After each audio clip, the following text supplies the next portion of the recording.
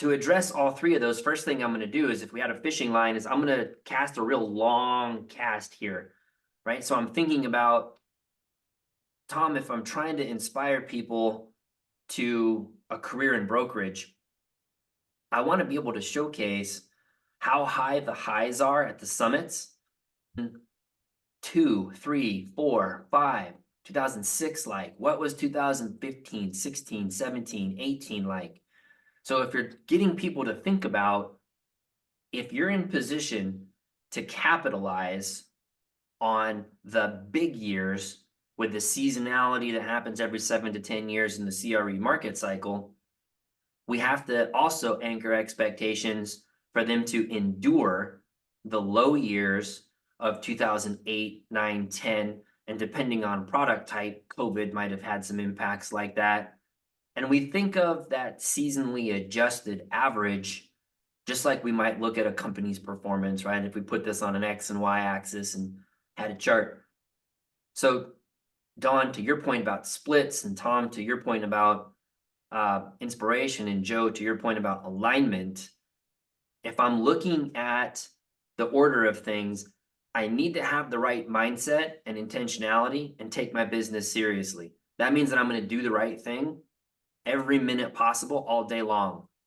And if I'm contributing to a company, I'm not just Mike G brokerage just to myself, but if I'm contributing to a company, I've got a debt of honor and integrity to be working as hard as I can to the firm, especially if they're fronting office space, software, tools, resources, so that I can tap into those to succeed. So if I'm bringing those threads together, Don, the answer to your question usually bifurcates into two different components. One, high split, low service, or low split, high service. You typically choose between one or the other, and some brands and some brokerages have a little overlap, which is sort of at the 50-yard line, so to speak. So you have to have the conversation around looking at your market. If you're in a disclosure state versus non-disclosure state, how much of a centralized database you have versus everybody does a proprietary one, what kind of property marketing and administrative professional support staff you want to put in place for the team. If you want to have IT, if you want to have the glass and marble office for everyone, or if you want to be remote. So you got to answer some of those questions. But most non-institutional firms, Don, have a split structure that starts somewhere around 60-65% for an experienced professional set annually, but it'll probably be somewhere between 60-40 and 75-25 at the top.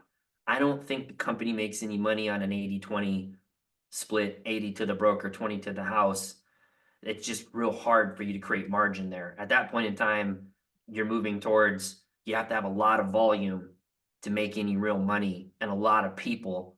And then you're going to get swallowed up in how much staff you have to serve those people. I wouldn't do that. It's very hard I think above the 70-30 line. So I would have some kind of staircase, 60-40 up to this amount, 65-35 up to this amount, 70-30 up to this amount. That's it. And then based on performance, I might consider some kind of profit share. Yep. I can retain some earnings and distribute it annually as profit share, which is a nice sticky glue factor for my team. I'll tie this in with Joe.